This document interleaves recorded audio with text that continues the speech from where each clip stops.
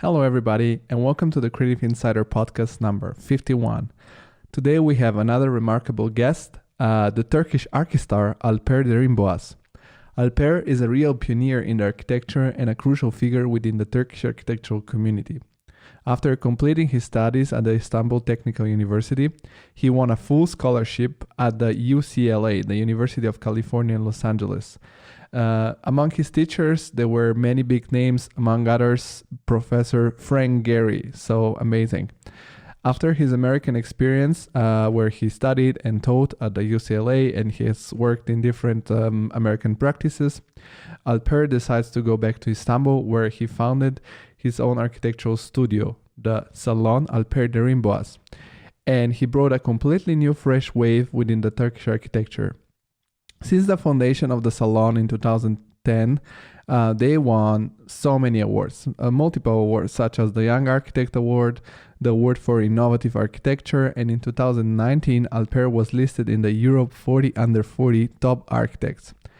He is also the first architect from Turkey to represent the country at the Venice Architectural Biennale with the Turkish Pavilion in 2014. So, I don't know. I don't have to present any furthermore. It's a very long presentation and so remarkable.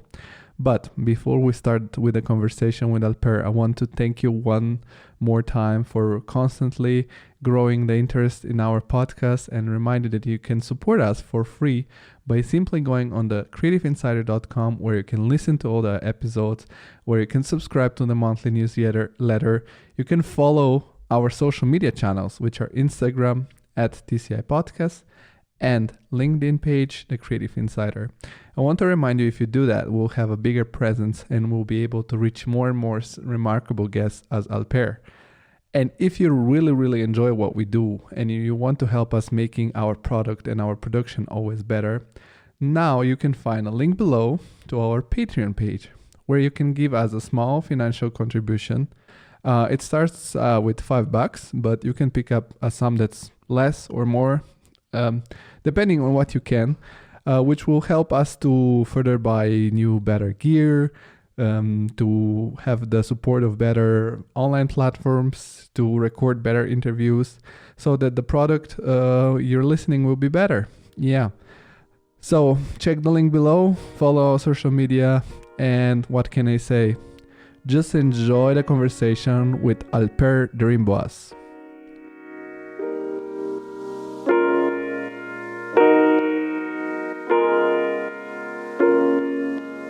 The whole world stops just like that.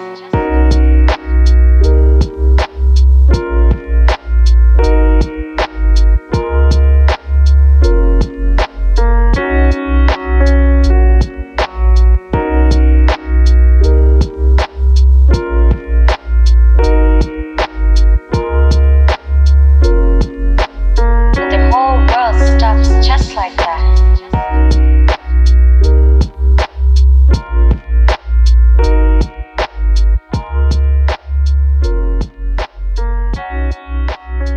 Hello, Alper. Welcome to the podcast.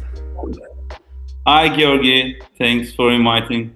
Thank you very much for participating on the podcast. I was preparing for this interview a week or so. I was reading a little bit your website. It's full of information. I was researching on internet. You have done a lot of talks, some in English, some in Turkish.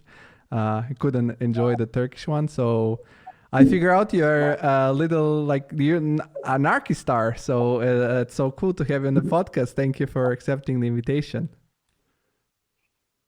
It's a pleasure.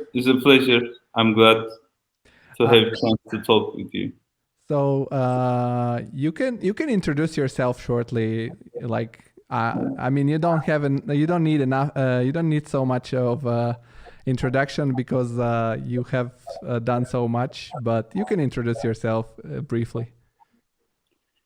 Yeah, it's getting more complicated to introduce yourself recently, which is kind of a nice thing. But basically, I'm an architect. I enjoy doing what I've been doing. I work with people.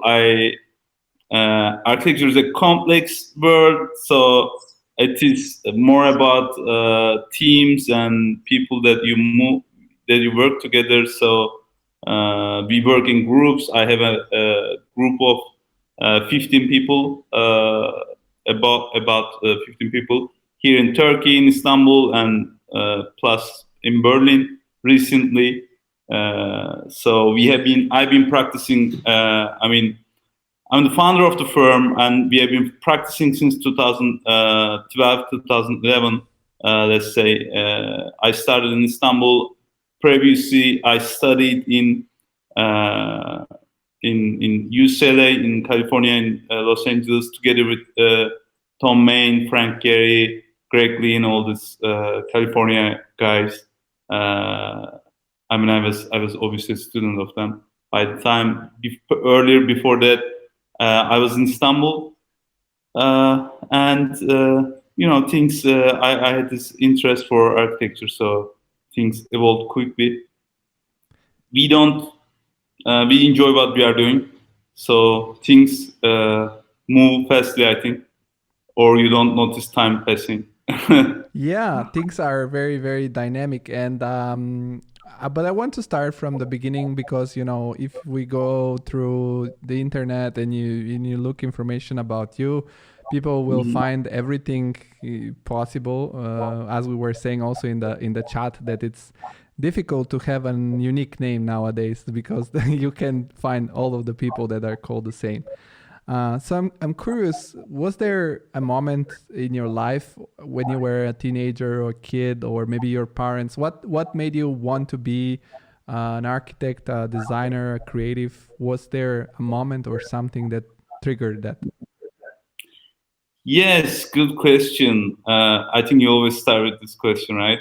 I want to know because everybody says something different. Okay. It's always, I think it's always the childhood is almost like your home. Like you always go around and end up there. So I really remember this kind of couple of situations that lead me to architecture.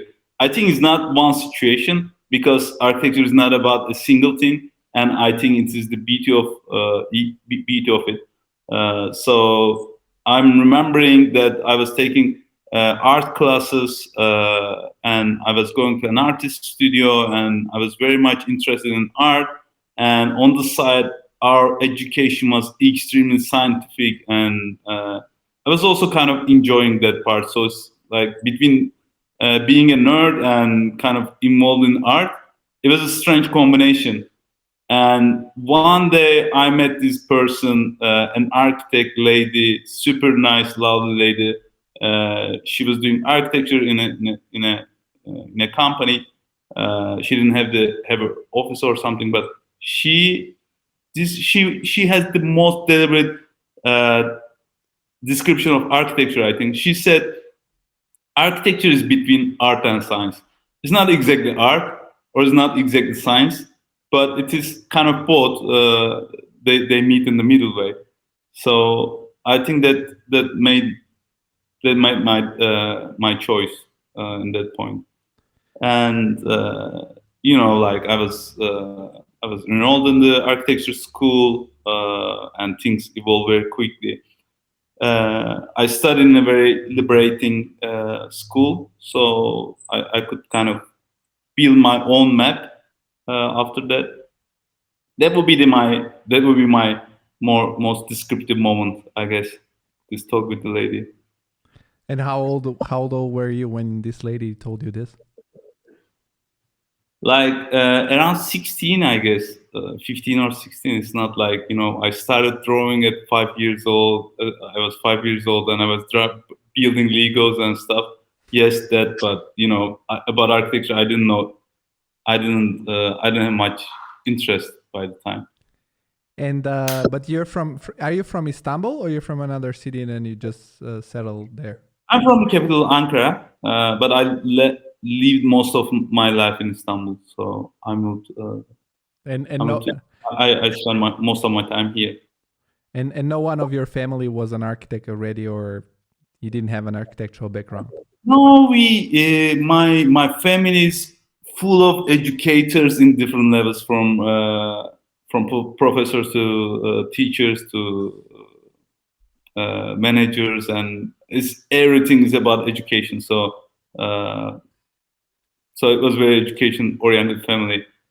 So I guess architecture also was only the only one field that you could sell them like I'm being an artist, but not really. So it's still something real I'm doing here, not just art.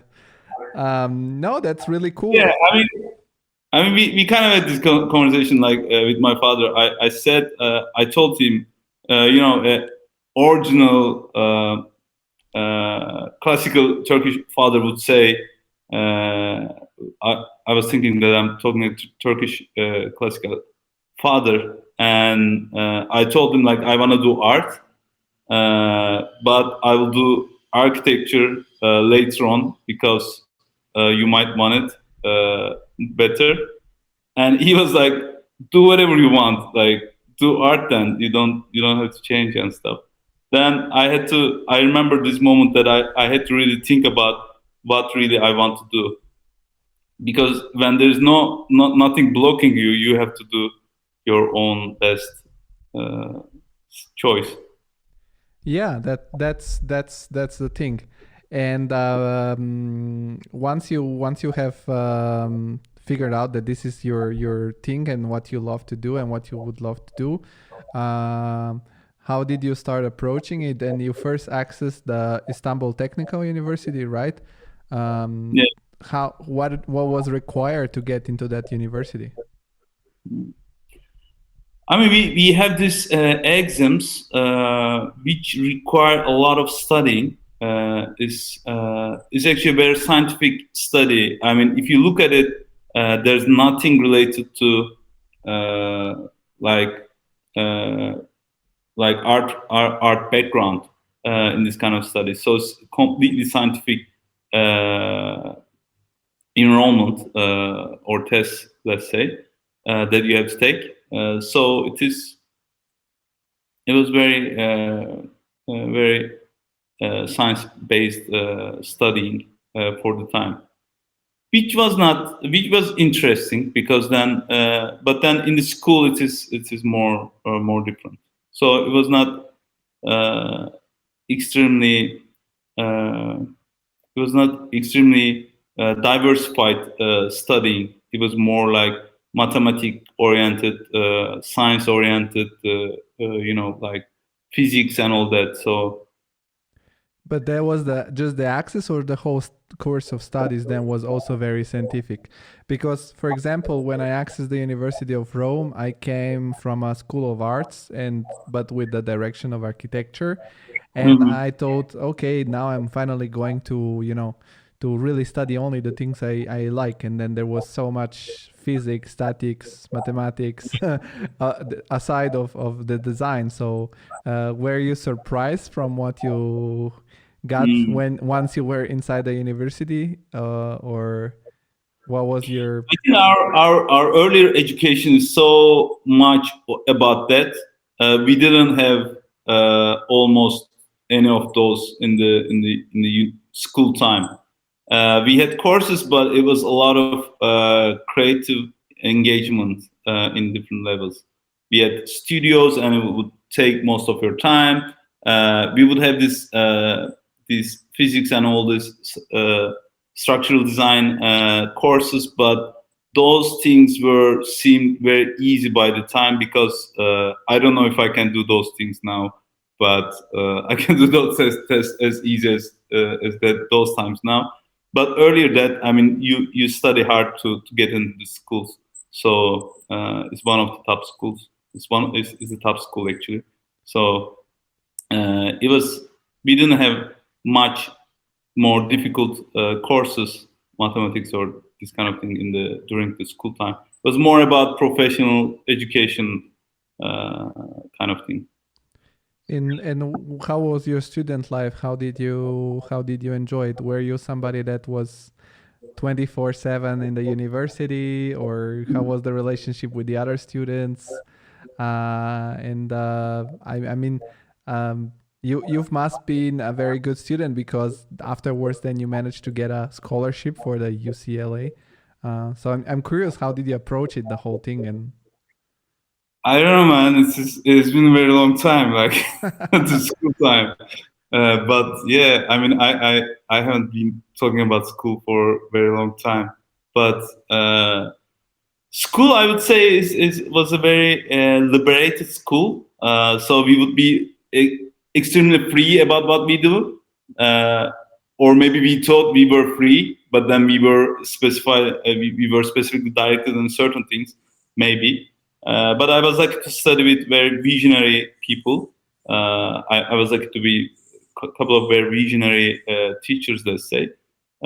So they were very open about the studios, and on top of that, I would engage with a lot of competitions, extracurricular activities. So it was extensively about the studios, and I enjoyed. I remember enjoying by the time having a lot of creative people with me. Like, at least people were excited about what they are doing. Like, when you are studying in school, in high school, and all that, it is more about a very generalistic curriculum. But this time, it was really about you. You are there because you preferred it. So the whole time I felt like I was enjoying more than studying. So it was part of that. But we used to party and all that. It is you do competitions, studio submissions, and all that. But then on the other side, once you're over with those things, you have to like party seriously. So you have you kind of deserve it. So you have to it's the payback time, and you go to different things. And Istanbul is a very vibrant city, so it's 24-hour living. So for architects, I think it's for architecture students, it's kind of amazing because you kind of find everything in any time. It's not like shops close at certain time, this closes at this time, and weekends you can find those kind of stuff. It didn't exist in Istanbul. It was like 24-hour city, 7 days. So I think it worked fine by the time.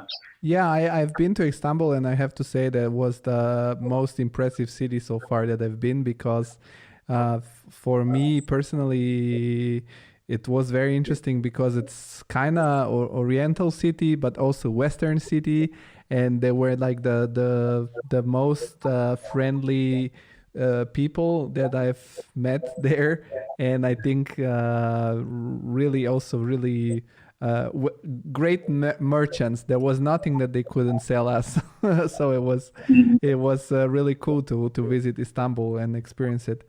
No, I ask you about your school because generally when you now give interviews or speeches, you're now an established architect, and people don't have a real insight about how you were when you were still forming yourself. So that's why I'm always curious to know how people experience those years. But how did you apply then did you need to apply for this scholarship to UCLA, or they somehow you won a competition, they knew about you and they invited you? How did that happen? Yeah, this is a very nice scholarship. Like I'm not a scholarship person. Some people are like really like good at digging different kind of funding and this kind of things. But I remember some friends were applying into it, and I thought, why I don't just we used to follow each other with some friends by the time, and I just sent out some application. But it happens to be one of the greatest scholarships, especially in the US. It's extremely famous. It's called Fulbright, and they help you with. They actually, it's a school applying is an extremely complex process in the US. So you have to write letters, you have to get references, you have to obviously prepare a certain portfolio and all that. You still do those kind of things, but incredible amount of bureaucracy is also involved. So the scholarship actually asks you what kind of schools you want to be in, and then they would just go ahead and apply for you. And once you're on the scholarship, then the rest they're taking you from there's an orientation. They take you around. They introduce you to people. It's also a network and all that. So it is you apply for it, but then they take care of you very nicely. I would say it's an exchange program in essence. They kind of believe in mutual understanding of different nationalities. So this is kind of a mutualistic program. So how long did you spend in LA? So I was there about 3 or 4 years in LA. Nice weather and all that. And you said you studied with a teacher like Frank Gehry, and who else you mentioned in the beginning? Greg Lynn, Tom Main. I mean, Gary is the most famous one, but if you're in the academic circle, Greg Lynn is a very important figure. It kind of made the whole. I mean, we talk about parametricism, or we talk about computational design, or different kind of architecture, but maybe he might be the source of it. He might be the beginning of it. So he was there more on the theoretical side. And Tom Main, a Pritzker Prize winner architect, obviously he's huge in US, and I really respect his work, like very articulate work and very complex development of concepts, and those were very influential people, I would say. And I also met a lot of different people. Everybody was kind of very unique in their own way, from Jason Payne to Sylvia Lavin and all these other people we know from the academic circles. Everybody seemed to be very kind of following their own world. So it was very inspiring. And at what point did you, like, we're talking, was this in early 2000 or 90s? Which year was it? Because I'm 2007, I guess. Yes, because I'm curious, at what point in your like academical studies did you figure out since the beginning this parametrical design, this computational design, because this is for sure also nowadays a strength of your design method and skills. And I was thinking, how did you approach and discover this aspect of design? I mean, I found it natural. I didn't find it like a style or an approach by the time.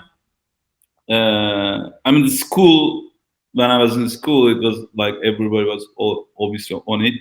But also in my look into architecture, it's kind of natural to, like, if you are doing something in this scale, it's going to be complex. You try to make it simple. You can talk about minimalistic concepts and stuff, but it is at the end of the day is a very complex profession. It's a lot of layers. So I wouldn't be able to imagine anything that is not computed in this scale. It will be like a lot of oversimplification of the ideas. So I thought this is the natural way to go. I didn't think this was like a style or very unique field or anything. Well, and in your case was also the real combination of what inspired you to become an architect, which is the real mix of art and science, because it's most of the time a result of a mathematical, so to say, function that transforms into geometry.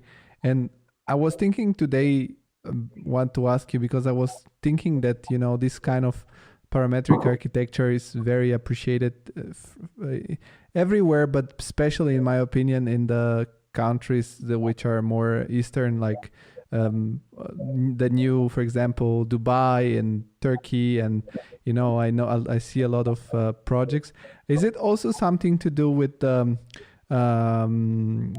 religion? Because, for example, in the Islamic religion, what I've learned in the architectural school, because we have a very nice mosque in Rome, that you cannot represent God through an image, an icon, but it's only a result of of geometry.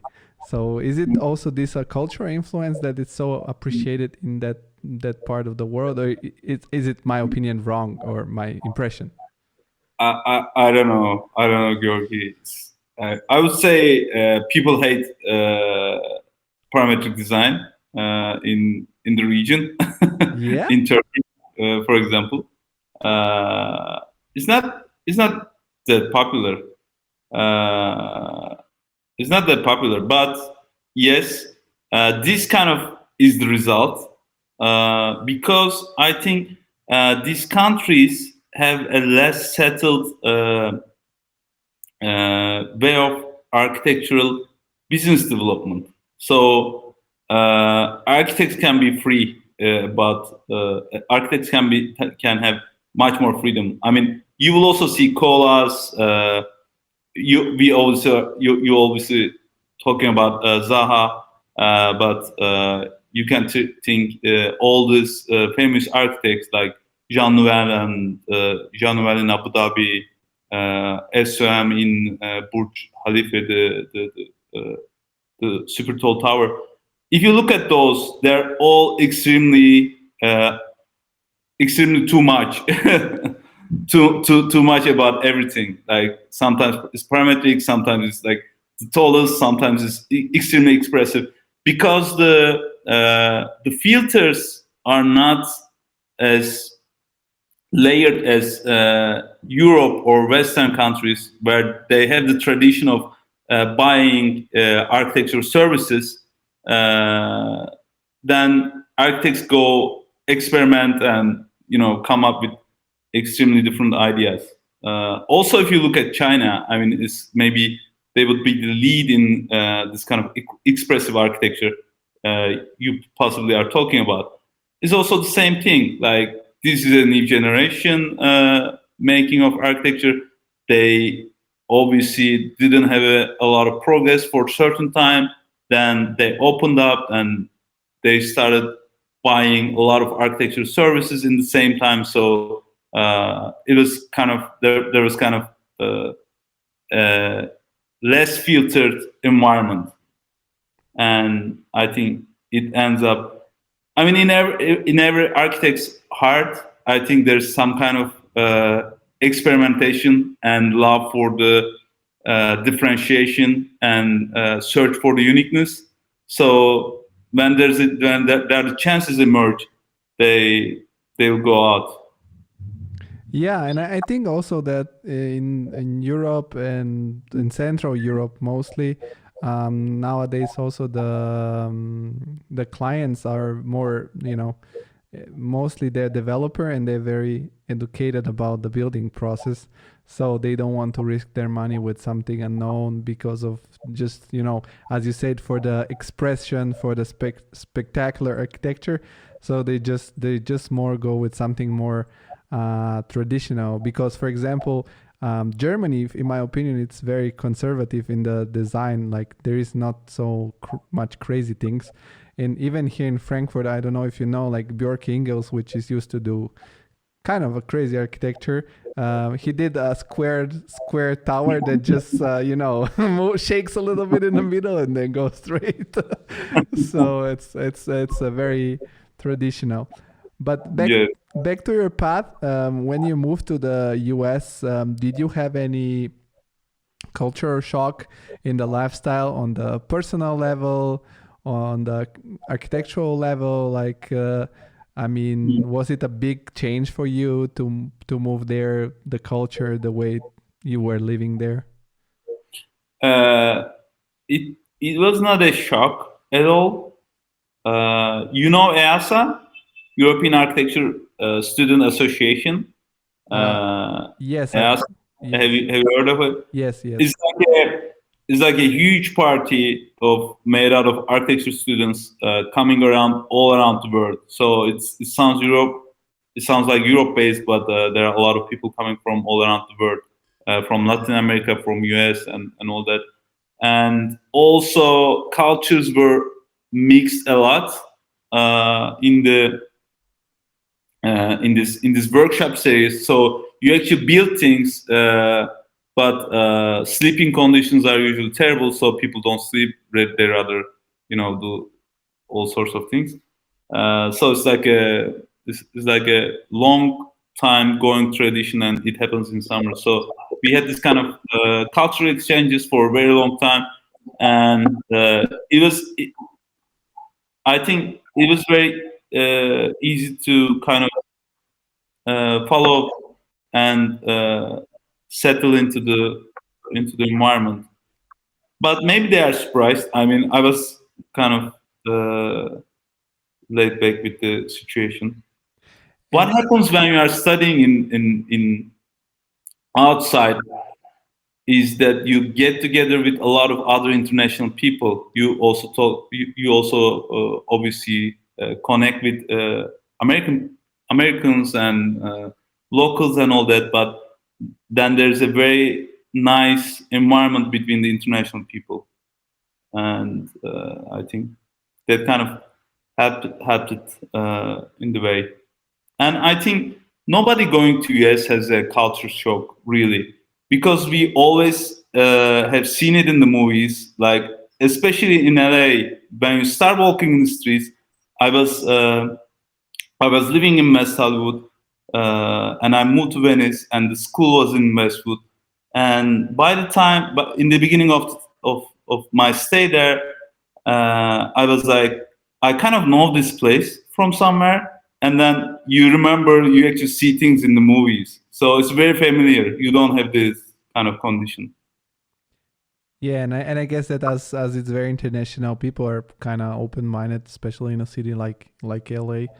But on the architectural level, on the academical level, what did that university gave you compared to Istanbul? Because I've studied, for example, myself, I've studied in Rome, and then I moved to Frankfurt, and I've studied here too. And I mean, if you study only in one university or the other, it's like you've studied two different things. So I'm curious, what did the duality of your background, academical background, gave you between, and is it American school and education very different than what we know maybe here in Europe and Istanbul?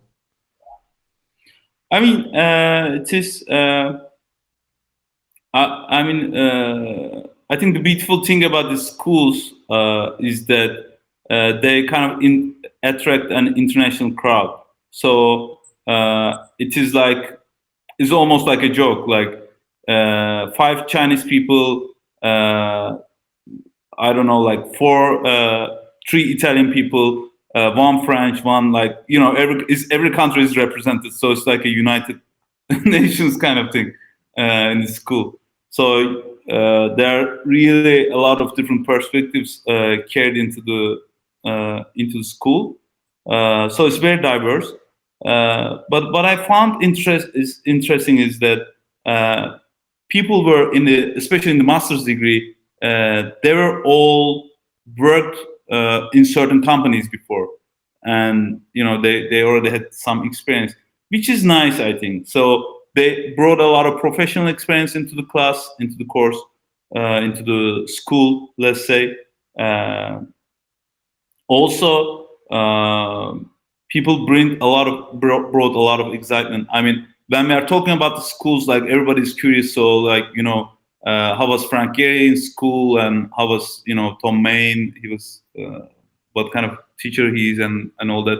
But you actually are 99% of the time you are in touch with students, with the other students, and people care kind of excitement about the profession, excitement about the creativity and things you are doing, building,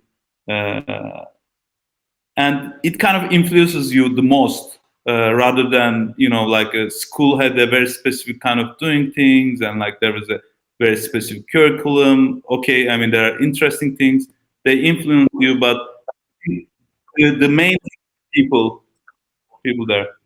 Yeah, because of course you get perspective from everywhere around the world. You said that a lot of people brought also professional experience already in the school. Mhm. How about you? At what time in your like these studies, how did you manage to transition from the academical to the professional world? Like, did you start working parallel with school? Did you work in the US? Did you work in Turkey? How was that for you? Because this is also something really crucial for, in my opinion, for a student. Because in my opinion, architectural school, it's like driving school. They teach you how to drive, but then you go on the street, and when you start driving on your own, your car, it's completely different. So, what was in your opinion, and how was your transition to the professional world? I mean, it's a good question. We First, I mean, I was always very academic oriented in the site, because like I started teaching after I finished in UCLA. I started as a teaching assistant in school in LA. So that was kind of a soft transition. I was still in school, but I was kind of teaching what I learned, uh, studying with students. I was helping them, and like, I was also on the instructor side. So that was kind of a soft transition. Then I obviously worked in offices in LA. One of them is FX Fowle, also called Co-Architects, and they were very uh, nicely organized office. So when we are talking about the offices, we also talk about a lot of architecture offices. When we are talking about architecture offices, we also talk about a lot of accidents. Accidents meaning their professional imbalances. So you think you are doing a creative work, but like you are wasting your time sometimes, or you work in an environment so people kind of stay until morning, but then they are not actually efficient and all that. So it is kind of a strange environment. But they were kind of very good at planning your time and making the most of it. So I think it was again a kind of soft transition. I think where it becomes very critical is when you start your own profession. It was completely different. Like I was uh, I was invited for a master's degree teaching program, teaching position back in Istanbul, and then I was invited for a museum competition by the time, and I had a commission for a large scale art project by the time I was in LA. So uh, before that, I didn't have experience of making my own work. Obviously, not even as a freelancer, uh, and things are kind of manageable in the scale that you can do it by yourself. But when you start working with people, it gets very complex, I would say, and I think it's a very hard, it's a very complex thing. It's a very complex thing to build a company uh, in a way. It's also fun. Obviously, it's a lot of fun. So that's why a lot of people are also excited about it. But I think it's two sides of it. Like some people think they're gonna work less, or they're gonna be like, like the boss feeling is kind of different from far away. But when you're inside, it's completely different. So you really have to you really have to love what you're doing, I guess. Yeah, this is something very interesting that you said, because I'm the same opinion, and that's why I said that it's like a driving school, because sometimes being a great student and a great, academic, it's not enough, because when you move outside of the world and you start a business, then so many other factors are involved that nobody, teaches you, or they're not involved into school, because you don't know how you're gonna acquire clients, you don't know how you're gonna lead people when people are starting being involved in your work, and you have to take care of all the side issues, which are, I don't know, taxes, find an office, all that's probably way better than me, because you have an actual office. But you said many things. I'm curious, what did you start teaching in LA while already still there? I mean, I started teaching in UCLA. I continued with my instructors. So it was basically, I was basically in studios, studio instructor. But as an assistant teacher, you are also kind of dealing with a lot of technicality, meaning that like people try to learn softwares and they're accidents, they can't go through certain things, so you also kind of help with that. So it was part of it. And what is nice about teaching, I still, up to this day, I still teach every semester. Now obviously my times are lighter in school because of the office and all that. But what is nice is the curiosity, the curiosity behind the creativity. You always find it again, and when you think about offices, you think they get, after certain years, you might think they get bored about what they are doing and all that. But in reality, the most interesting side of the business is the creation part, and like in school is a lot of creations going on in the same time, and it's very you kind of meet interesting people, interesting concepts.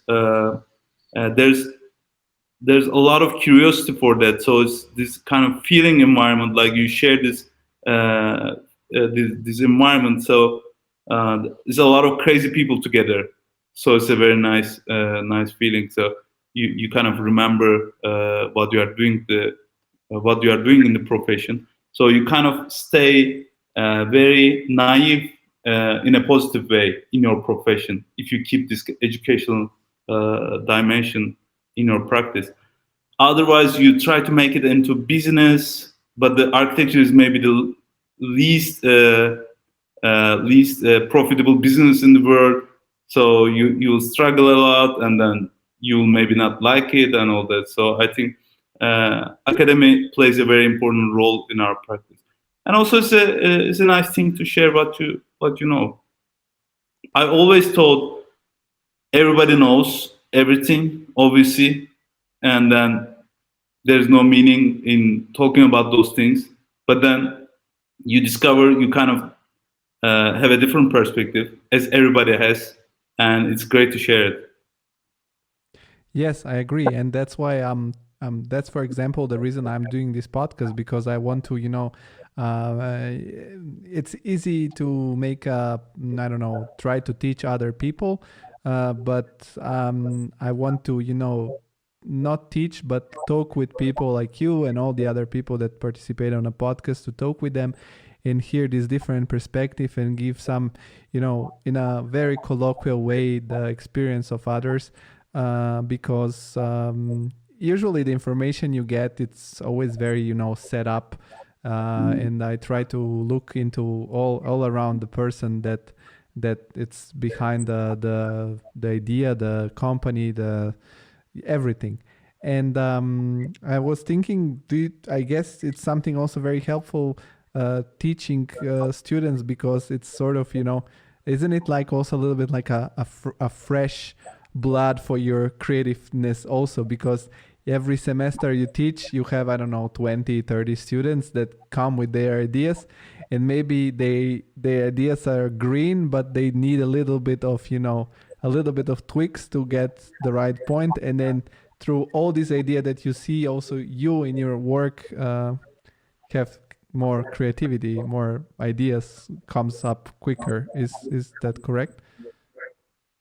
Yeah, completely. I mean, you meet a lot of ideas, and you also remember to be on the other side, like to that you are looking for something, and you are sharing this opportunity, and it's not different than actually office. I mean, in my office, it's also works in the similar way. Like sorry. People come up with ideas. Sometimes they have ideas. Sometimes I do have ideas. We share it. There are always some responsible person about the project, so they carry it from the beginning to the end, and you keep having meetings. So you kind of show the direction and all that. So it's a kind of so there are responsible people taking the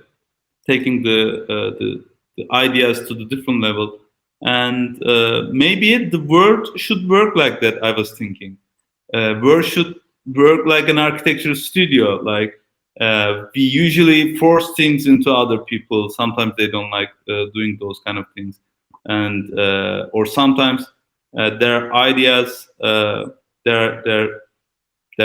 easy solutions to complex problems, but we are afraid to come up with things. So we have bureaucracy, like all this kind of organizational charts and all that. And I was thinking architecture education is a great thing, because we are solving incredibly complex problems in a complex world. I think one of the most complex professions. And sometimes you look into different fields, and problem is obvious. You could resolve it in a smarter way, but it's not inside the profession, like economics and other things, word inequality and all that. So I really think architecture studio making is a kind of way to create a lot of different things in the world. Yeah. And what made you come back actually from LA? Then was this invitation for teaching in Istanbul, and then also the invitation for the competition, or maybe also, I don't know, you were, I guess, away from also your family and your dear ones. What you were like from outside, you were in a very, for many people around the world, achieving like the goal to get to the US in LA in one very high like educational level, in a great environment. Was that what made you go back to Istanbul, or you wanted to bring back what you have learned? What was your motivation? I mean, I was always traveling since I was in university. After high school, I was always traveling, and I was moving around. Like every summer, I was in different location, and I was in US for some time. And I think moving is not that hard. So I didn't see myself like moving exactly to a certain location, and it was kind of easy decision. I didn't make it into like if I should stay here. I mean, I had a very extremely nice friends, extremely nice working conditions, extremely nice neighborhood and all that. So it was also easy in that part. But then in this context, things were changing and moving fastly. So, like I said, I mean, there are like different filters in this. I mean, Turkish market is obviously a developing market, so there's kind of a flexibility zone that you can move easily. As a young architect, it is I think it's a disadvantage to be a young architect in very established markets, because there are incredibly large firms, incredible settled environments, and they worked hard to get there, and they don't want to maybe share it in different situations. So a lot of the times there are a lot of layers of filters around the world. But in the Turkish context, I was really excited about building things like building artwork, building buildings, like pieces, even making projects and stuff. And I would say this market is quite a moving faster type of market. Time scales are smaller, and you can practice in a lot of projects, different ideas. So I thought this freedom could be nice for me. And so when you came back, that's when the moment that you started your office, or did you need a little bit of time before, like you said in the beginning, where one man show, and then at what point did you start the office salon? I mean, you start your own office when you start your own office. I think the best thing is that you are too busy with many things, and then you need a professional organization beyond your personal capacity. So that's where you become an office, I think.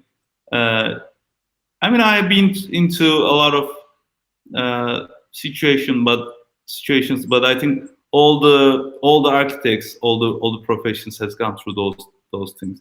It's always a very bumpy road. So I was invited. I mean, we were invited for this art installation in Yapı Kredi Cultural Center in the heart of city in Istiklal Street. It's a very central project. For example, we work with Refik Anadol, a great artist, great friend, and we were invited to make an installation. And then we come up with an idea, extremely complicated idea, very hard to execute and all that. We have 2 or 3 different versions of the project also, in case things go wrong. But we got approved by the creator with the most complex idea. And then that point, I think I had an office, because nobody were able to understand the project first. Second, nobody were able to build it, and nobody were able to lay out the drawing. So my plan was like, okay, I'll get help. Like, there are a lot of professionals around and all that. And it ended up, we ended up building everything from designing it, from making digital drawings, making coding, making application drawings, even making some of the structural analysis, and then finally finding right producers to make it, not build it, because you build it. There's no responsible person, not a rational responsible person shows up and they want to build. It's you have to build it. And then it's the point. Things get very complex by the time, and I had another large-scale installation on the way. It was a steel structure. Then we had this competition invitations and a couple of other things, and then things get out of hand very quickly. Then we start to get help. So what you do is like you find people, you kind of teach what you know. They kind of bring what they can do, and you meet somewhere in the middle, and you become an office, I guess. And you called it Salon. Explain me more about this concept of the name, because I've read a little bit about on the website. Is that sort of a sound? It's like a word for saying sort of atelier or. Um, Yeah, I mean, the formal description is, and what we really believe in is that salon is a gathering environment. People come together, share ideas. That also made the French Revolution. That people come together and they come up with ideas, and they were able to share it and make it into movement. So that's the main inspiration behind the idea. Uh, but also in Turkish language, there are a lot of use of it in different ways. So this is the global meaning, but behind that, salon is a hall that you make lectures, for example.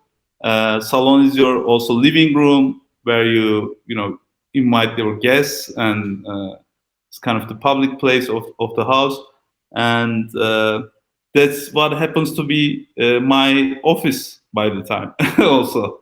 So you work in your living room. I even had interns coming into my house and this kind of situation. Even architects, interns, and that. So it was always salon, and I was teaching on the side. I didn't have a proper teaching studio, so we were using a temporary salon. So it was everywhere, and then this become the name of the office. Yeah, it sounds like the name that fits perfectly perfectly behind the story. And do you think that because now that we're talking about it, it's very interesting. So you went back to Turkey to join this more dynamic new market, which maybe was not so with not as high concurrency as everywhere, like where it's established and now full of this kind of design. Do you think that also the fact that your designs, the first project that you mentioned right now, the first installation, were so different than anything else, also that's made you more popular in the scene of architecture, now not only in Turkey but everywhere, because people tend to talk when they see something extraordinary, so to say. Yeah, I mean, it was nice to be able to work on these concepts. They were never been done. Like we did a couple of projects, and the technology of it is still not done in the scale. For example, the facade project in Yapı Culture Center, or we did extreme slender structural design in this panorama work, panorama installation. They were not maybe possible in other locations because the regulations are milder. Actually, you are very free. In the generalistic terms, it's maybe bad because then there's too many variety. But in the scale of architecture profession, if you want to experiment with it, if you want to bring in something into architecture, it's a perfect scale, perfect moment, and I enjoyed it.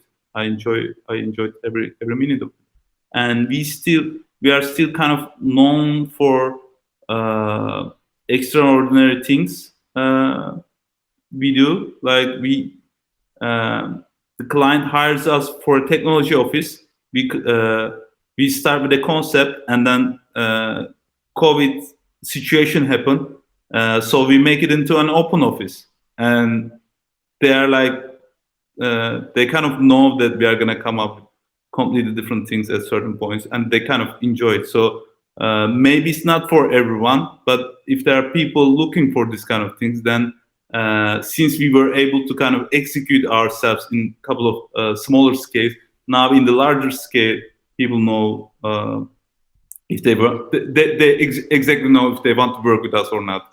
So there's not like we might work with these guys. Should we also try with this other office and all that?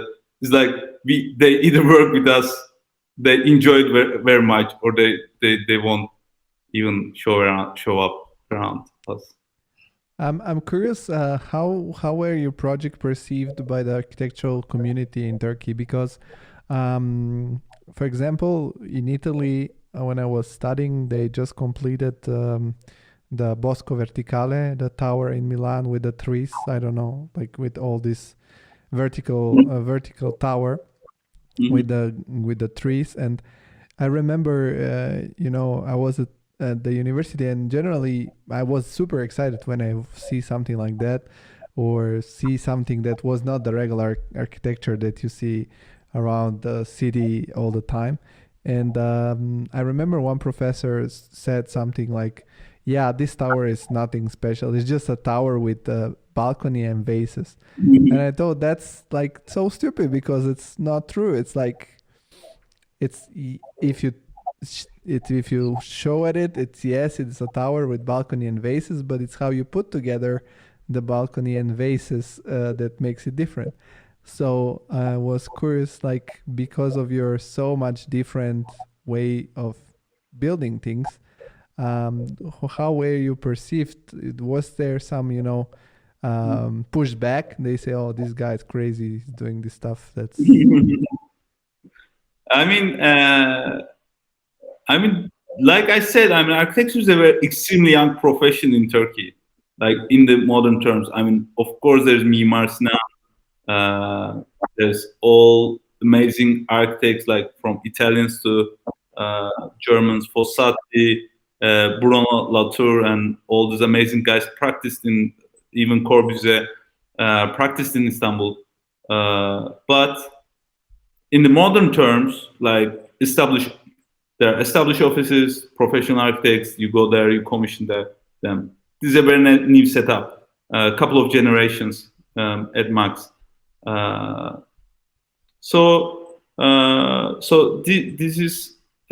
This kind of brings a liberation to the architectural environment, and I think our friends obviously, and most of the architects kind of enjoy what we are doing, because we are not like competitor for everyone. It's like very special cases, very very unique cases. So we kind of develop our own way, and also we try to always innovate. We try to always bring in something to architecture. So like we look at things, like I look at the world, like there are a lot of problems in the world that we are dealing with. We are very interested in sustainability and everything, but there's hunger, there are all the other things. And I was thinking, like, what are we actually doing for the world? And I think as a profession, what we aim is to kind of contribute into architecture, make things sometimes cheaper, sometimes more complex, sometimes layered, but we kind of bring in different ways of building things. And I think this is kind of a contribution that we try to bring into architecture, and a lot of people respect that. And from my teachers to colleagues, they kind of welcome this kind of thing into architecture world. So it has been amazing to be back in the country and practice in different levels. That's nice. I was curious because I grew up in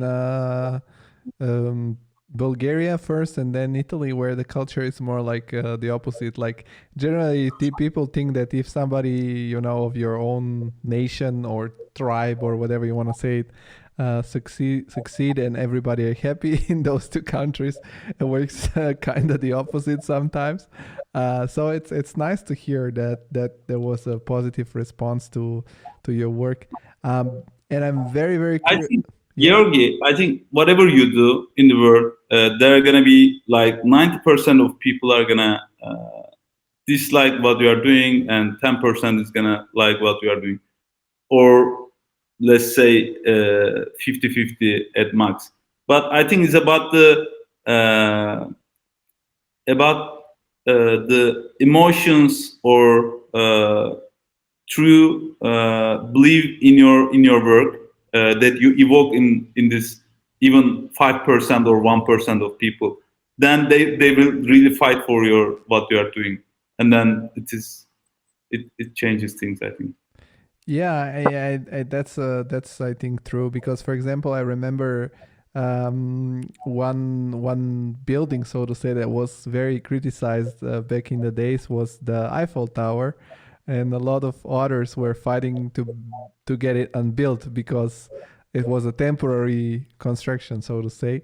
And one of the, I don't remember who was the writer that said, if you don't like it, you just go on the top, have breakfast there, and you don't see it anymore. So, so even Exactly. so even if the people don't like what you do, they might find a way to still enjoy it. Um, and what I was about to say, what really impressed me while reading about a little bit about your background, for me personally, also because I grew up in Italy, is that you in 2014 represented also Turkey, and as far as I understood, you participated into the Venice Biennale for the first time with a Turkish pavilion. So I've never had the luck to attend live the Biennale because since I can afford it, we're locked down. so so unfortunately, I couldn't go personally. I would always follow online what is possible to follow online. How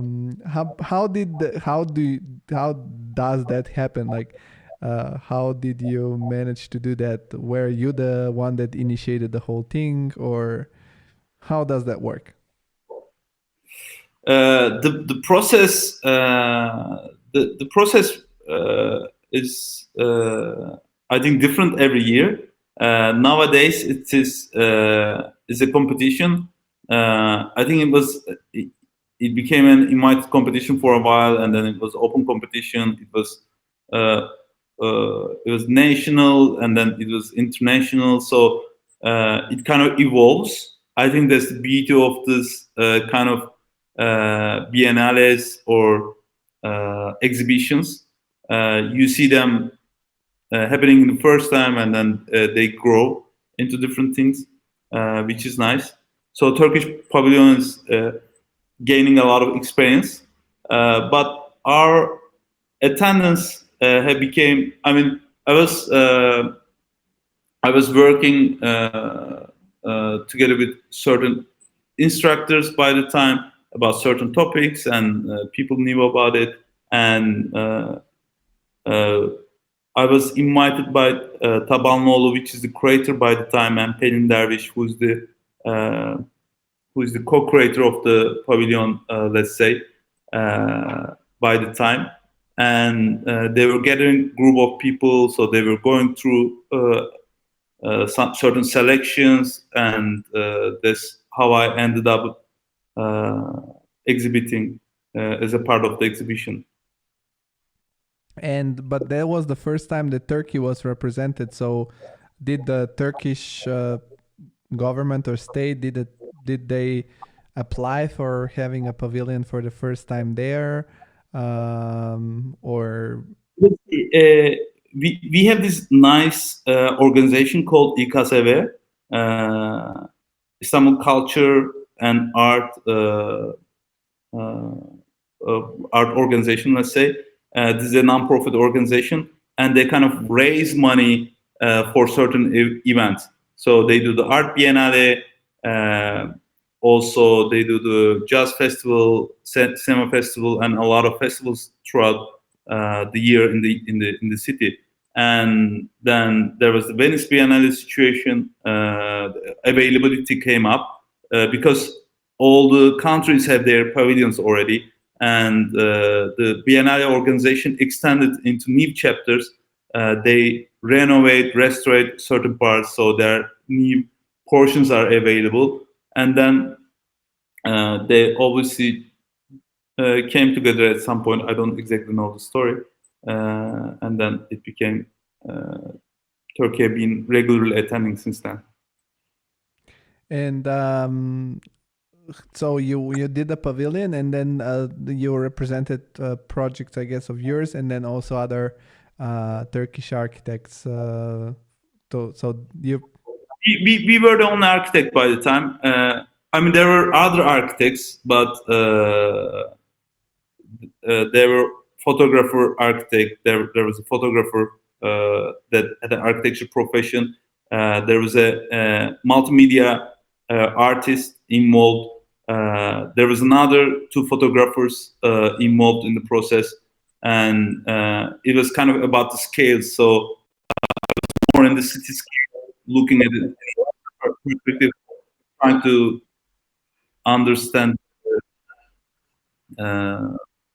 modalities between Istanbul architecture. And how was to work again together with? I was just checking, the curator of that year was Ram Kolas. Did you need to work a lot with him to coordinate all the Biennale? What do they like? He was the curator. One of they were two curators. Yeah, I mean, I really hope that I worked more closely with Kolas, but I think they just were just one of the pavilions he went through. So we didn't have a lot of engagement, but he did a very interesting exhibition overall. That year's theme was fundamentals, and Kolas, I think, come out very interesting concepts in every scale. So it was from corridors to balcony to staircase, like all the fundamentals in architecture, but from political, from a very political perspective. So you would take architectural piece and speculate about. They would take some architectural piece and speculate about social interactions and influence on society. So you see what architecture is kind of influencing in our life, and it is very expensive in a way. In our case, we looked at how the city grows, how Istanbul moves. Because when you look at Istanbul, it is you might think it's not planned, or at least it's not planned as European or Western cities, let's say, or things might seem accidental, but we kind of understood certain codes that's developing and changing the city. So that was kind of the fundamentals part of our exhibition. And that's where we touched. I mean, Kolas sent us a brief about what the international pavilions should consider, and what is the concept, and what kind of is he looking for in the essence, and that was the interaction. And from our conversation so far, and from what I see in your work and your background, for me, what is really interesting to know and about an office like yours is like I work myself in an architectural office, and it feels very practical. Like it's really. When you're at school, when you're in the academical world in general, in university, you have these topics that are, as you said, more they are metaphorical, they're conceptual, and then you develop them, and then you make architecture out of it. And then since I moved to the profession, I don't know, maybe it's not everywhere like this, but in Germany it's very practical. So you have a brief, you have to do projects which are build shapes and be quick and start executing and preparing the construction place and so on. But from what I hear, you're still very academical and still explore these concepts and ideas, and then you translate them into ideas. And I was thinking, what is your process in your studio behind all the projects? Because the projects you do, they really feel like a practical result, real result, but with all these, ideas behind. So I'm curious, what is the process in your office because I guess that the time and the speed of work is not slower than anywhere else. How do you interact with your team? How is the organization set up when you do a project from the idea from this very abstract concept that you start from as an academical level, and the whole process to arrive to a point where it turns into a concrete shape and then you start developing it to be built? This is my interest, because this is what really differentiate I think people like you, like Colas, like Gary, like all the Archistars, or these offices, a part of having great clients. But for me, this is really how do you proceed? $1 million question. I think if you find the right answer, then you are one of a kind. But in my experience and in my perspective, I can try to elaborate. This is what we want. Let's see if this is gonna work. I think idea making and creativity can have a method. You can understand. Also in school, that's maybe most of the students, we enjoy a lot working together. Also, I guess in the studio. So I really believe everyone can be creative and they can come up with good ideas. But there's a certain process and it's not easy. And we kind of try to go deeper with this process and make it as a tradition, part of the culture of the office. So every single person in the office has a right to develop an idea or bring something into the table. Is very important. But you also want to be very generous with your ideas. You don't, with architects or maybe sometimes designers, a lot of ego is involved in the process. So if you are very strong ego, then you are going to work hard, but then you are going to come up with interesting ideas, and then you will stick to them, even though they are not good enough, or even though they are not working nicely with the details that's coming up throughout the project. So we can have a variety of ideas. We can change our ideas. I think ideas are extremely important and very valuable to me. But when this is the time, you should be able to detach from your ideas and come up with new holistic approaches. So the project is like developing genetics. The idea is at the core. If you set very strong foundations, that it's gonna work for itself. It's like viruses. I mean, it's just a basic code, and then it goes in somewhere, and then the world is upside down. Or it can be a beautiful thing also in other cases. So you wanna develop very strong genetics for the project, and you might have a lot of variations of the genetics, and you wanna try to find the strongest one. Some medicine companies also do that. Like they're based on research. Like most of their spending is on research, and it's very important for them.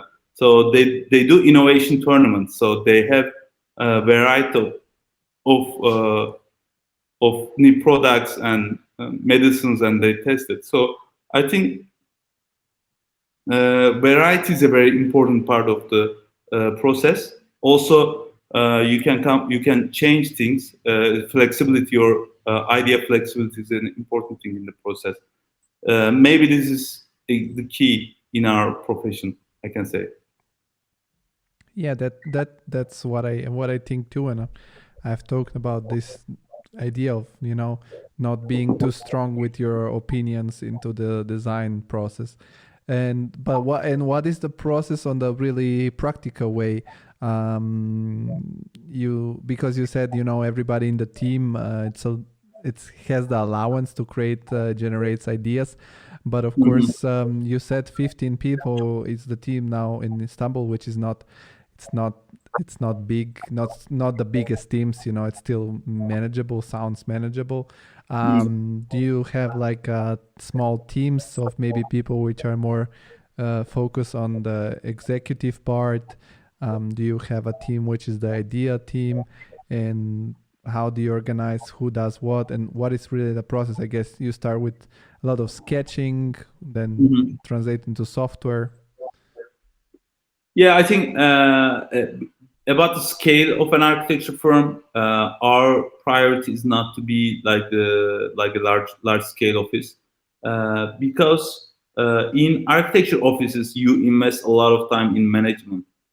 It is all management, and more the people, there's more management. So you can barely concentrate on the ideas. For myself personally, I really enjoy personally being involved in the ideas, coming up with new things, working on sketches, sometimes working on the models.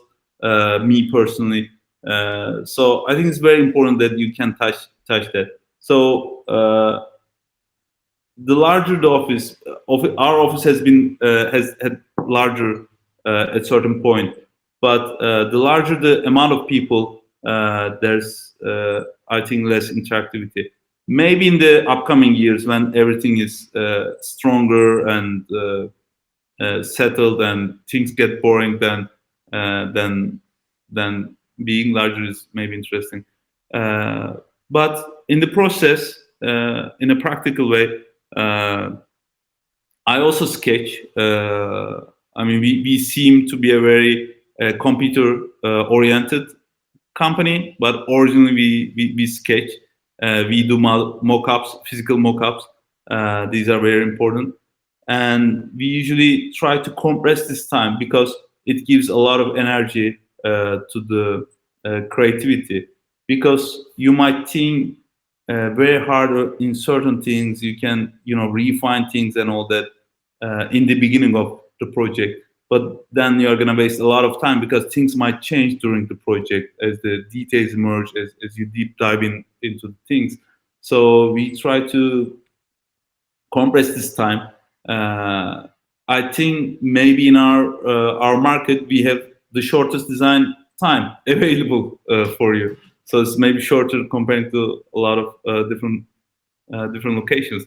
But then the compressed time gives you a lot of energy. We try to give time for people to rejuvenate, like recharge, let's say, during the time. So everything you collect, people, or me personally, I'll talk for me. I'm interested in a lot of things. Like I try to do music. I do terrible music, but I always try to do that. I play Legos with my son.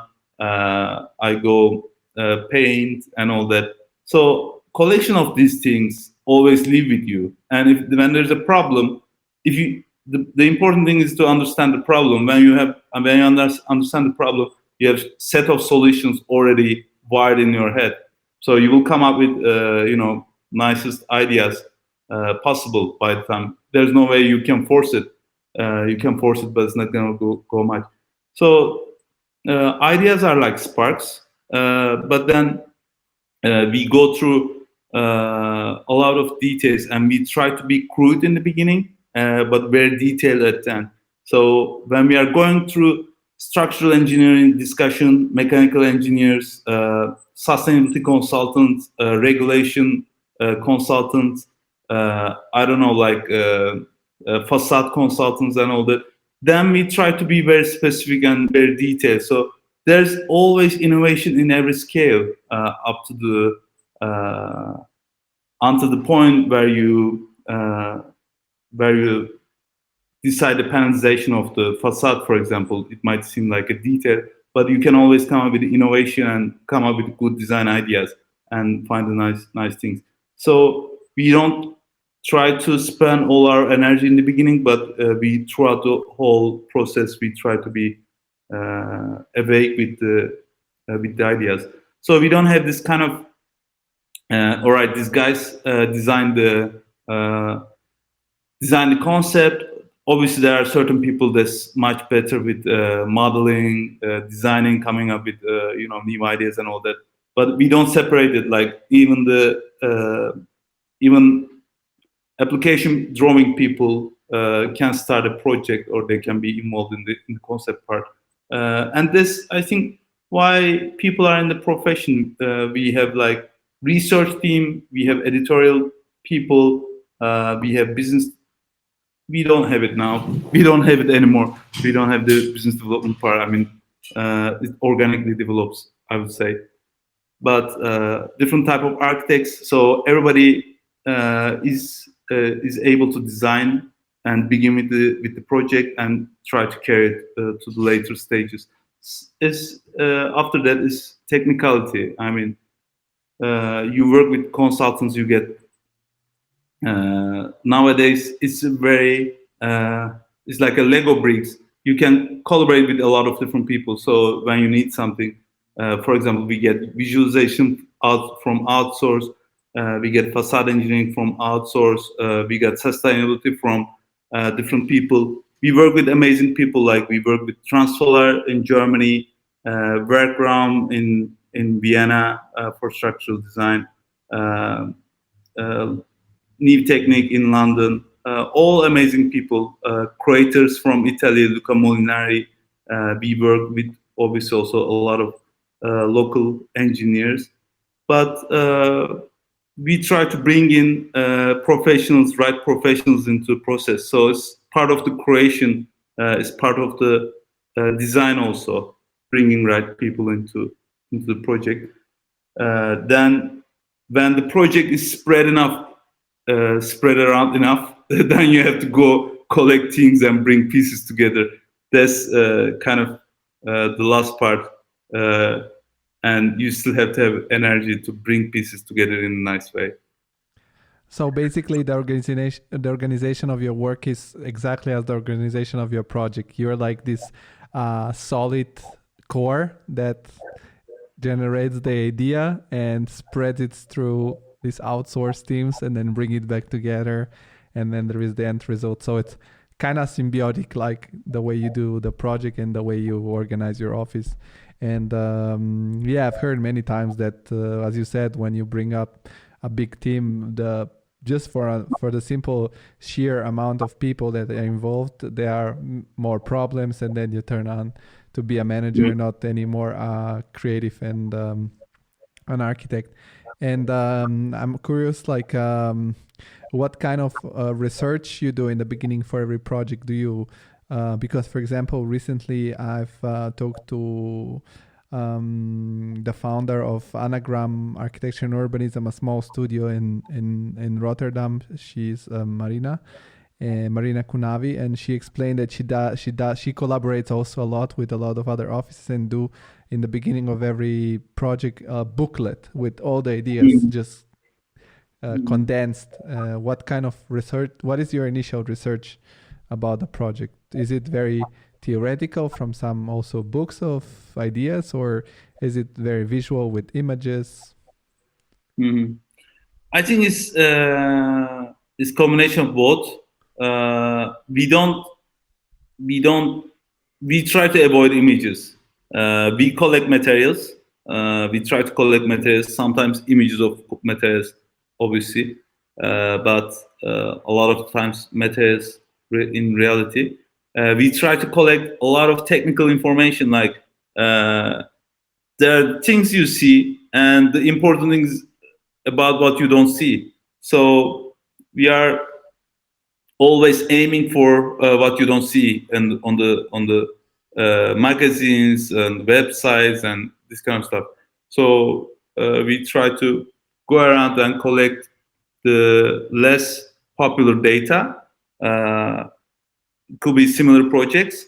We always go through archetypical projects, like we go through Lucan, we go through Corbusier, and all the amazing guys that we know in the architecture history. We also research about the typical situations, and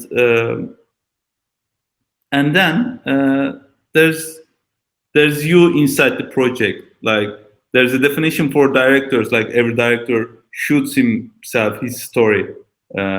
He shoots himself. I mean, this is his life in origin.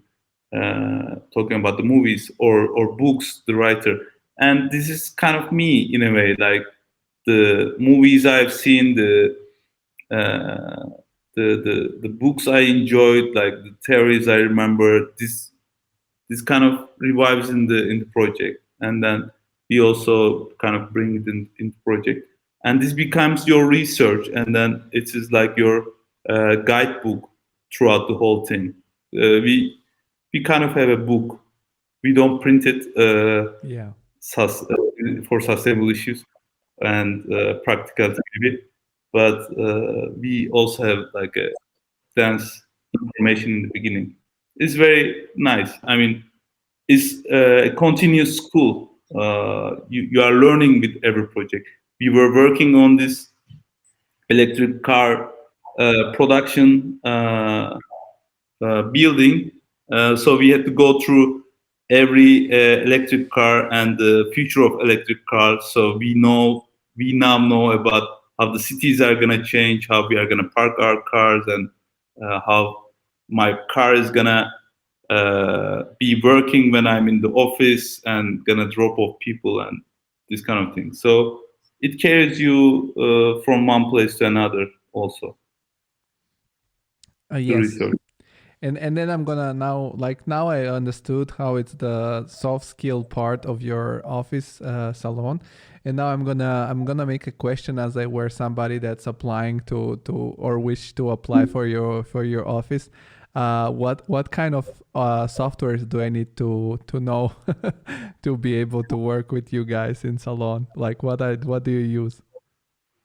We don't look at the softwares. Like people come up with softwares, sometimes they don't know about things, and then we have a constant education principle in the office. So every couple of weeks we are going to have education from our previous employees. My students or my friends are going to keep teaching people. So last week we had we had a recent employee.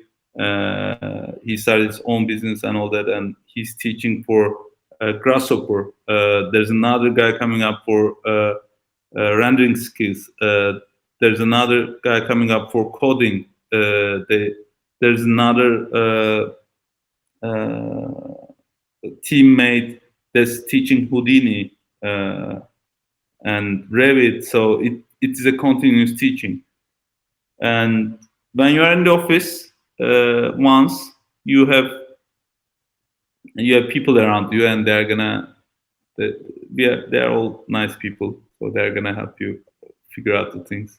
So you are in the core of the ideas, but of course then you delegate when it's to. You don't have expertise, of course, in of those aspects. You just are the coordinator of the whole idea, and then maybe there are people in the office that are way more smarter than you about Grasshopper or about Revit or about things like that. Yeah, I mean, yeah, that's true in a way, but you also have to kind of know as a leader of the team, you kind of need to know. I sometimes pretend I don't know things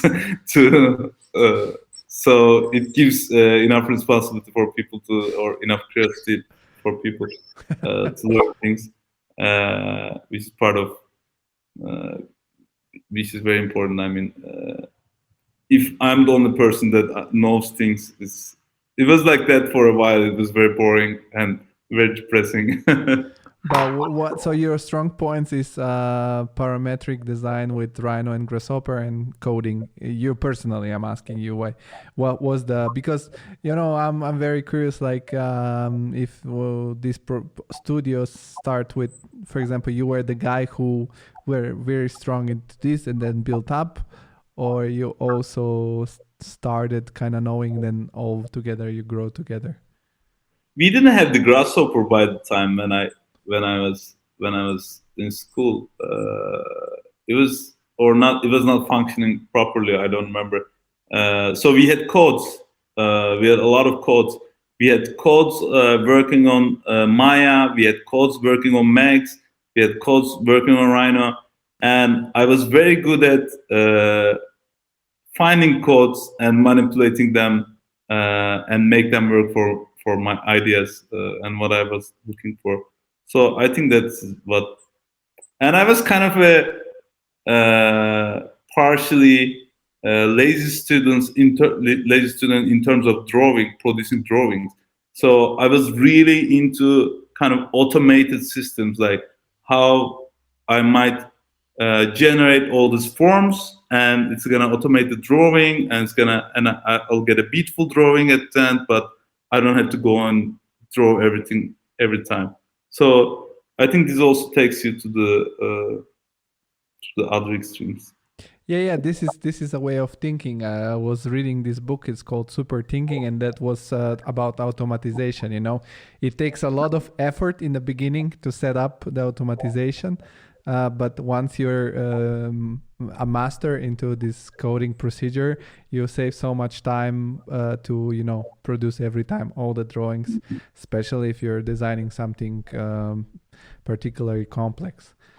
And you mentioned also you build a lot of models. Do you use also like digital printing, 3D printing, or you still work a lot with your hands and build it in a workshop? How is this part working in the office? It is everything. I don't know, man. So, we have model makers. We have architects in the team. Some people like laser cutting. Some people like 3D printing. Some combine all those. But I think most of the times we have a combination of everything. But It's the best. But do you have the machinery yourself in house, or you also something that outsource to someone in Istanbul? We had everything from laser cutter to 3D printer. We still have the machines, but now we outsource them. They keep breaking down. Also because maybe it's cheaper sometimes to maintain the whole machinery. Yes, the maintenance is important. Like you don't always have time to do that. And so we were mentioning also in the beginning a little bit. You now recently have opened a little small, so to say, branch of Salon in Berlin. What is that about? What is the idea behind it? Are you trying to develop also another small team abroad? It is. We received the master plan work, large scale master plan work, and then we needed to be there, and we also collaborate with architects, German architects, in this project, and then we had a lot of nice friends, so things started coming in, and then we decided we stick around a little bit, and we diversify our contacts. It's great because Berlin is the center of I wouldn't say center of the money, but center of understanding the world in a way. People are very receptive and very thoughtful about the future of human being. They also party a lot, but beyond that, there are a lot of activist people also located. So, and I think that's where we are going to live in the future. I'm not talking about the burden, but in terms of mentality, we are gonna be more receptive about our environment and our interactions with other humans, other beings, and all that. So I think in that sense, it is very nice to be there. Yeah, I think in Berlin, it's one of the most interesting cities, culturally speaking. Maybe nowadays maybe more than cities like Paris, for example. It's also a melting pot of culture, but it's very elite and expensive. And Berlin still has, through the fact that it was split into an Eastern Western Germany, still maintains sort of this cultural but low cost lifestyle, I think. So the money in Germany are here in Frankfurt, where I am. I can tell you that. I know. Here you can It's the bank. It's the bank world. It's only banks, and some architects building stuff for them. But yeah, I think it's a very nice conversation we had, and I think that some things that maybe for you are now established and obvious will be very interesting for many of the listeners, because it's, these figures like you and other architects of your level are often mystified and looks like heroes, but we have been chatting for one hour 40 minutes almost, and I think I can agree with you on many of the aspects, and I think the way that you explain the structure of your office, it's very interesting for other that might want to understand how to do their own business, and also the combination of the business and the creative part. So before I leave you to have your free evening, I wanted to ask you one last question as a conclusion of our talk. If you have some particular movie, song, place, or book that's your favorite sort of font of inspiration, or even more than just one, you can say whatever it's. I mean, I think everybody's talking about Seaspris, right? Already, this documentary is amazing. I like documentaries. Seaspris is like what happens in the seas. Is very eye-opening in terms of how the world works. And I also like a lot of other documentaries. Like there was a documentary I enjoyed a lot about land art recently. There's Neutra documentary, which is amazing, about survival through design. It's called Survival Through Design. It's about Neutra's time and his architecture. It's also very nice to look at. Werner Herzog does incredibly nice documentaries also. As for the movies, I love a lot of movies, and I like all the classics from Blade Runner to other sci-fis. There are great sci-fis. The books is very. I read a lot of. Recently, I used to read a lot of comics when I was in school, and I went back to comics again in times of the pandemics. It is an extremely intelligent way of telling story. Like sometimes you communicate with image and everything. So I recently read a lot of comics. And I watch art tubes. So how to make art in a classical sense, like fine art, like drawing lessons and all that. That's also part of the thing. And Lego has amazing new series, so I also try to find time doing small things. Even do some small architectural models using the Lego bricks and things like that. So this is pretty much how I spend my time. I listen to records. A lot of in Berlin there are a lot of new producers, one of a kind pieces you can find. So I try to expand my collection also. That's pretty much what I do. Sounds You nice. usually work, but if you have time, this is what you do. In the free time from now on, I also can suggest you that you can open the Creative Insider page and check if there is some new episode that you might like to listen. Yes, yes. So before we just really go, where can people find more about you, your office online? You can shout out where people should go online, and I'll put everything in the description of the episode so they can just click and go. Mm-hmm. Yes, I mean, we have salonarchitects.com website. We have an Instagram account, and we have all the social media platforms. We like to interact with people. We receive a lot of applications on Instagram and Facebook, strangely, but we prefer our emails. Our emails work fine. We check them. We try to give equal opportunities for everyone.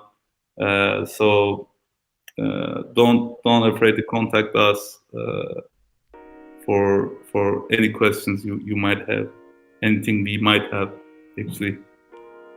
So yeah, thank you very much. Then have a good evening, and yeah, enjoy your evening. Thank you very much. Thank you. Great talking to you. Bye bye. Bye. The whole world stops just like that. Hey friends, thank you very much for listening to this podcast. You've been amazing. Before we go, I just want to remind you that if you want to support us, you can just go on the creativeinsider.com, where you can subscribe to our monthly newsletter, or you can follow us on our social media channels, which are Instagram at TCI Podcast, or the LinkedIn page, The Creative Insider. By doing this, you will have a bigger social media presence, which always looks attractive to more and more important guests. And so this is very fundamental. And if you really love what we do and you want to help us doing a better production, just click on the Patreon link below, where you can support us with the wished amount of money you think it's okay for you. It's a monthly subscription, but you can cancel anytime. So thank you very much and have a good week, guys. Bye bye.